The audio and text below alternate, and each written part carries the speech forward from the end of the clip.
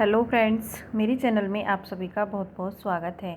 आज की वीडियो में सीखेंगे हम प्लाज़ो पैंट बनाना और ऐसा तरीका जो शायद आपको पूरे यूट्यूब पे किसी ने नहीं बताया होगा।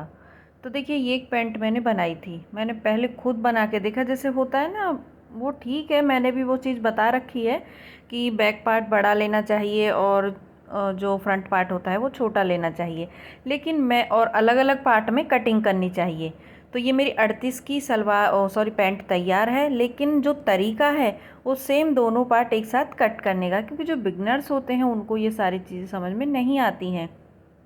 तो उन्हीं के लिए मैं एक वीडियोस लेके आई हूँ ये। और ख़ासकर रेनू राजस्थान से हैं, उन्होंने मेरे से कहा था कि एक पैंट बताइए, तो ये इजीली जो तरीका है वो उन्हीं के लिए और बाकी आप सबके लिए। आप भी ज़रूर बनाइएगा। कर ये मेरा 2 मीटर कपड़ा है और कपड़े को सबसे पहले हम 2 फोल्ड में, मतलब 4 फोल्ड में बिछा लेंगे, जैसे हम कुर्ती के लिए कपड़ा बिछाते हैं। ठीक है, हमने कपड़े को बिछा लिया है। अभी हमने एक बार इसकी जो चौड़ाई है वो टोटल देख लेते हैं। जैसे कि इसकी टोटल चौड़ाई है 17.5 इंच। ठीक है, ये जो 2 मीटर कपड़ा है। अभी हम यहाँ से 2 इंच पहले बेल्ट का निकालेंगे।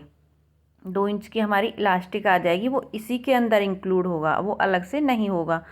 तो 2-2 इंच पे हम ऐसे निशान लगा लेंगे। और ध्यान रखें, आगे पीछे के दोनों पर्दे एक साथ बनेंगे। और पहले मैंने बिना वीडियो के एक अपने लिए पैंट बना के देखी थी, तभी मैं आपको बता रही हूँ। क्योंकि मैं सोचती शायद हो सकता है टाइट लूज या साइड से खिंचती हो, लेकिन लास्ट में पहन के भी दिखाया है।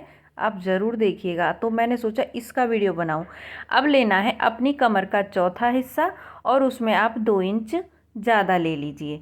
तो यहाँ से जैसे कि हम ले रहे हैं, हमारी 36 है तो उसका आता है 9, और 9 में हमने 2 इंच ज़्यादा ले लिया और आधा इंच हमने मार्जिन ले लिया। अब उसके बाद बेल्ट का कपड़ा छोड़ के आसन ले लेंगे हम यहाँ से।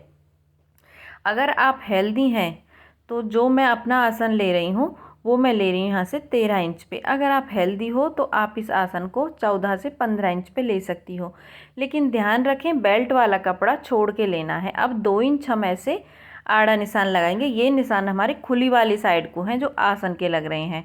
ठीक है, ये 2 निशान हो गए। अभी हमें इसका सेंटर पॉइंट निकालना है। जैसे ये हमारा बैठ रहा है 14.5 पे, तो 14.5 7.25 इंच आएगा उसका। तो मैं यहाँ पे 7.25 पे सेंटर में एक निशान लगा लूँगी। मतलब मेरा समझाने का ये है कि इसका आधा लेना है, तो मैंने सेंटर में निशान लगा लिया है इसका हाफ करके। ठीक है, अभी हम क्या करेंगे कि यहाँ पे एक सीधी लाइन ड्रॉ कर देंगे। इस तरीके से यहाँ पे एक सीधी लाइन हम ड्रॉ कर लेंगे। अगर आपको ऐसे दिक्कत हो तो आप थोड़े थोड़े छोटे छोटे निशान लगा के भी इस लाइन को पूरा कंप्लीट कर सकते हो। देखिए, यहाँ से अगर लग रहा है कि कहीं से आड़ा टेढ़ा हो रहा है तो एक दो छोटे छोटे निशान डाल के, जैसे मैं इंच टेप से लगा रही हूँ इस तरीके से, तो उससे क्या होगा कि हम इजीली इसको जो निशान है उसको पूरा कंप्लीटली हम कर पाएंगे सीधा। तो देखिए, अब इसको मैंने सीधा कर दिया है। अभी उसके बाद हम क्या करेंगे कि अब हमें लेना है अपनी मोहरी का नाप। तो जैसे कि मैं 6 इंच की मोहरी बना के तैयार करूँगी, तो मैं 3.5 इंच लूँगी। 1 इंच मैं इसमें मार्जिन लूँगी, 3.5 इंच इधर से और 3.5 इंच इधर से। और ध्यान रखें, जो मैंने बीच सेंटर का हाफ किया है, मतलब कपड़े का हाफ कर रखा है, उसके आगे पीछे मैंने निशान लगाए, मतलब 3.5 इंच इधर और 3.5 इंच इधर। अब हम स्केल की हेल्प से, मेरे पास स्ट्रेट स्केल है, जैसे कर्व वाला स्केल आता है जिसके लिए हम मतलब इसमें कर्व वगैरह देते हैं, सेफ फंटी बोलते हैं जिसको। आप उससे भी दे सकते हैं वरना हाथ से भी दे सकते हैं, कोई ऐसा बड़ा इश्यू नहीं है इसका। अभी हम यहाँ से और यहाँ तक एक निशान लगा देंगे। अगर हम इसको ऐसे नापते हैं तो ये लगभग हमारा 15 इंच पे होगा, बेल्ट से लेके और इस निशान तक। अब इसमें मैं गोलाई दे दूँगी, ये देखिए। और ध्यान रखें, दोनों पार्ट एक साथ कट जाएंगे। बंद वाली साइड मेरी साइड को है, खुली वाली साइड दूसरी साइड को है। खुली वाली साइड को आसन लग रहा है, बंद वाली साइड को सिर्फ हमने ये निशान दिया है तिरछा। अभी हम इसकी कटिंग कर देंगे। तो यहाँ से हम आसन से ही, और एक बार ज़रूर ट्राई कीजिएगा ऐसे बनाना। और इसमें ज़्यादा आपको मेजरमेंट की भी ज़रूरत नहीं पड़ती, बस अपनी कमर का लेना होता है आपको मेजरमेंट।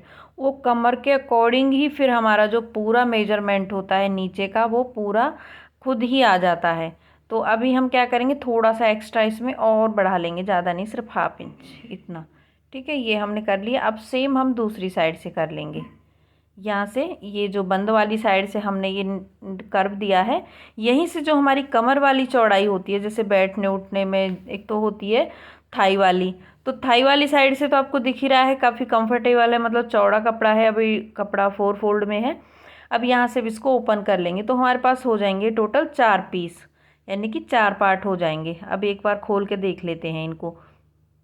और लंबाई में इसकी प्रॉपर, जैसे मुझे 38 की चाहिए थी तो प्रॉपर लंबाई है इसकी, तो इसलिए मैंने नहीं बताई, तो बट फिर भी मैं आपको बता देती हूँ इसकी जो प्रॉपर लंबाई है। और जो मार्जिन होगा उसे मैं अंदर फोल्ड करूँगी, साइड से मैं इसमें कट लगा के बटन लगाऊंगी। तो ये हमारे दोनों आसन हैं वो पूरे कट के कंप्लीट हो गए हैं। ये देखिए, दोनों आसनों को हम ऐसे रख के और ऐसे सिलाई कर देंगे इस तरीके से। तो अभी हम इसका एक बार आपको नाप के दिखाई देते हैं। जैसे कि 38 की तैयार होगी मेरी सलवार, ठीक है। तो हम यहाँ पे 39 पे निशान लगा लेंगे, क्योंकि हमारा मार्जिन जाएगा ऊपर। और ये लगभग 2.5 से 3 इंच कपड़ा मेरा बच रहा है, 2.5 इंच बच रहा है। इसको मैं अंदर मोड़ूंगी, जो मैं इसको थोड़ा सा मोटा वो पट्टी बना के और बटन लगाऊंगी। अब हम पहले दोनों का आसन जोड़ देंगे। तो ये हो गया हमारा एक आसन। अभी हम इसको एक सिलाई इसके ऊपर से और लगाएंगे, लगभग आधा इंच की दूरी से लगाएंगे, बिल्कुल किनारे के ऊपर सिलाई ना लगाएं इसकी के। अभी ये सिलाई लगाने के बाद अब इसका जो दूसरा पार्ट है उसको भी सिलेंगे। तो देखिए फ्रेंड्स, मैंने दोनों पार्ट को रख लिया, सिल लिया है। अभी हम क्या करेंगे, ऐसे रखेंगे इसको और इसको ऐसे रख के, और आपको कितना खुला रखना है, जैसे मैं 2.5 इंच तक इस पार्ट को खुला रखूँगी। और ध्यान रखें कि आसन वाली साइड से खुला नहीं रखना होता है, जो हमने बंद वाली साइड से थोड़ा सा कर्व दिया था वहाँ से खुला रखना होता है। बंद वाली साइड से हमने जहाँ से पार्ट को कट किया था, ये चीज़ ध्यान रखें, आप निशान लगा लें वहाँ पे। अब मैं इसको, जो हमारी बंद साइड थी जो हमने कट की है, उसको हम सिल लेंगे साइड से, यानी कि साइड सिलाई बोलते हैं इसको। और जो हमारी आसन की साइड होती है वो अंदर वाली सिलाई होती है। अब मैंने इसको कर लिया है। अब क्या करेंगे, पहले इसको हम मोड़ देंगे बॉटम से, जैसे 2.5 इंच मोड़ेंगे। तो इसमें किनारी आई हुई है तो मैंने इसको डबल फोल्ड नहीं किया है, क्योंकि किनारी वाला पार्ट है। अब दूसरी मोहरी को भी सेम नाप के ही मोड़ेंगे, ऐसा ना हो कि छोटी बड़ी हो जाए। तो इसके साथ ही इसको मोड़ लेते हैं। और फिर उसके बाद हम क्या करेंगे, जैसे हम कुर्ती के चाक मोड़ते हैं उसी तरीके से हम इसके भी चाक मोड़ेंगे। देखिए ऐसे डबल फोल्ड करके, और इसको हम 2.5 इंच तक खुला रख रहे हैं। अगर आप इससे कम या ज़्यादा या बंदी करना चाहती हैं तो वो आपके ऊपर डिपेंड करता है, सीधी सिलाई लगा दीजिए। जैसे मैंने तो खुली छोड़ दी है। अगर आप नहीं पहनना पसंद करती हैं खुले में, तो आप यहाँ पे सीधी सिलाई लगा लीजिए, आसन वाली साइड को भी और इधर वाली साइड को। तो ऐसे हमारा एक कट वर्क बन जाता है। अभी हम क्या करेंगे, अब हम इसके ऊपर भी एक सिलाई लगा देंगे, और सिलाई को कभी किनारे पे ना लगाएं। जैसे आपने देखा होगा पैंट में एक साइड में सिलाई लगती है, तो अब मैं दूसरे पैर को तैयार कर रही हूँ, उसकी भी मैं ऐसे ही सेम मोहरी बना लूँगी। और अभी हमारा जो दोनों पैर हैं वो अच्छे से कंप्लीट हो गए हैं। इसका भी हम ऐसे ही डबल फोल्ड करके तैयार करेंगे। अभी हम बेल्ट बना लेते हैं। तो बेल्ट को हम लगभग, जैसे हमने 2 इंच ज़्यादा लिया था, तो हमारी इलास्टिक की चौड़ाई है 1.5 इंच। तो हमें आधा इंच अंदर फोल्ड करना है और 1.5 इंच की चौड़ाई हमें रखनी है, क्योंकि जितनी आपकी इलास्टिक की चौड़ाई होती है उसी के हिसाब से आपको ये पट्टी फोल्ड करनी होती है। तो यहाँ से हम इस तरीके से इस पट्टी को फोल्ड कर रहे हैं, ये देखिए। और फोल्ड करते हुए इसको पूरा राउंड कर देंगे, बस लगभग 1 से 1.5 इंच खुला रखेंगे, क्योंकि वहाँ से हम इलास्टिक डालेंगे अंदर की साइड को। ये देखिए इतना खुला रखा है। अब एक बार फिटिंग दे लेते हैं। जैसे 6 की मोहरी बन के तैयार होगी 6 इंच की, और 1 इंच मैंने एक्स्ट्रा लिया था, तो उस 1 इंच को मैं साइड में बचाते हुए इसमें सिलाई लगा दूंगी। और देखिए मार्जिन भी इसमें खूब हमारा लगभग 2-2 इंच बच रहा है। अगर बाई चांस हमें कभी लूज़ करनी हो, टाइट करनी हो, लूज़ करनी हो, तो वो हम आसानी से कर सकते हैं। अभी सेम 6 इंच की मोहरी दूसरी साइड को रख के, और इधर भी हम निशान सिलाई लगा देंगे।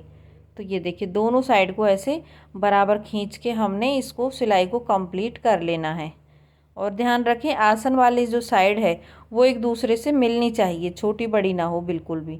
तो यहाँ तक ये पूरा हो गया कंप्लीट। अब इसमें इलास्टिक डालेंगे।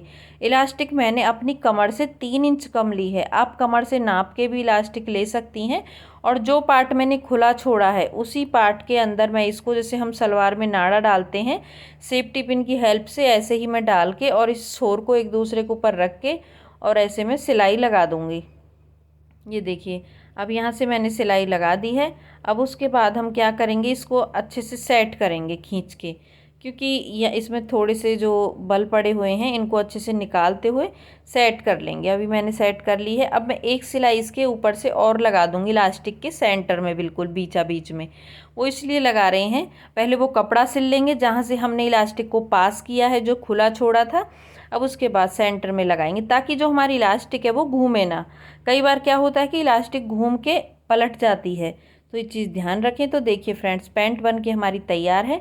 तो आप ये जो थाई वाली साइड देख रही हैं, ये काफ़ी ज़्यादा है, तो मतलब पहनने में बहुत कंफर्टेबल है ये।